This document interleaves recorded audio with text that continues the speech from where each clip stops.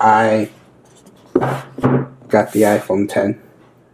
I said I wasn't going to do it, but I did, so here we are. Here's the first official unboxing for the iPhone 10 and my channel.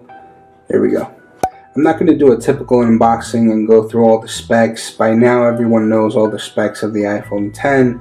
I just wanted to give you guys my opinion and my experience of what it's like to open it and see this product for the first time ever. The guy at the T-Mobile store had to open it and make sure that the device turned on.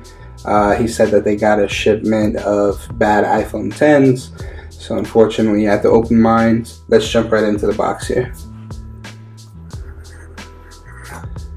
So, top comes off. We got this designed by Apple in California. We've got quick start guide showing you the shortcuts. Got some Apple stickers. And this little paper here. Apple stickers. And there is the device.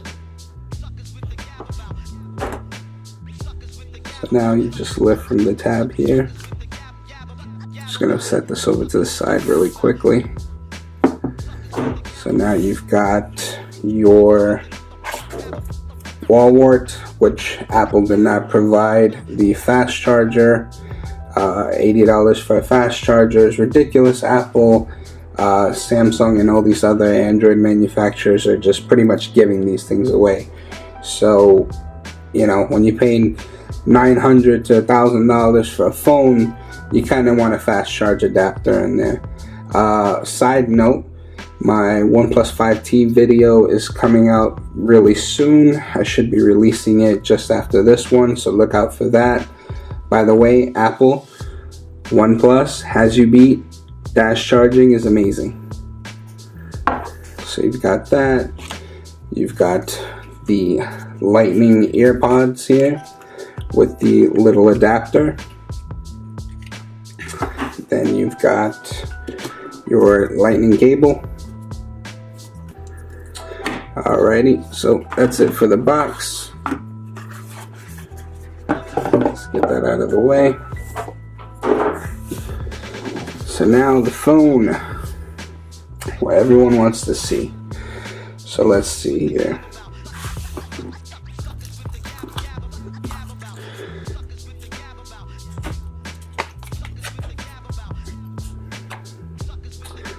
That was really satisfying. Really satisfying. First impressions of this device seems to I don't even know how to describe it. This phone feels amazing. I've got to say the weight behind it, the actual build quality of it is just really nice. It takes me back to the iPhone 4S, and it seems like Apple went back to something that worked with the 4S, and they just really improved on it, and this design is really nice. I'm not a fan of the vertical camera here, but otherwise I am really digging the actual feel in the hand. It's a 5.8 inch display, I believe, and being that I'm the type of person that loves large displays, I'm glad to see it in the small form factor. My major issue with some of the manufacturers out there today, they're doing really large displays, but they're not maximizing that screen to body ratio. So you have a humongous body attached to a humongous screen, and it's just really unwieldy. And I feel like having larger hands, if I'm having trouble reaching across the screen, I think most consumers are. I accidentally powered it on there. So we got the Apple sign there.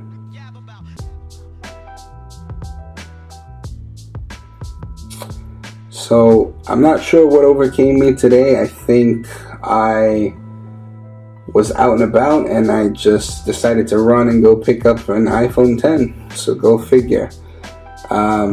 I'm just looking at the screen and I'm going, wow, it's really, really amazing. The notch, to me, first impressions of the notch, I'm just looking at it and it doesn't really bother me too much. Just off of, the actual starting menu here. It's not really bothering me too much. So let's jump right into this start menu here. Just gonna plug into my data here. Give me 1 second, let me just plug everything in here and I'll be right back with you guys. Okay guys, so I'm back. I'm all in the phone, I'm all set up, I'm ready to go. I've already started downloading some of my apps. Straight away, I just want to say that as soon as I turned on the phone, I noticed that the display was seeming a little bit yellowish to me, and that's because Apple's True Tone display setting was enabled straight out of the box. So I just went in there and I turned it off because it was giving like a weird yellowy tinge to the screen because it was trying to adapt to the ambient light in the room here, and it was throwing me off. It was making everything seem a little bit weird to me in my eyes, so I decided to cut it off and just turn off that setting really quickly. So now I'm here all set up.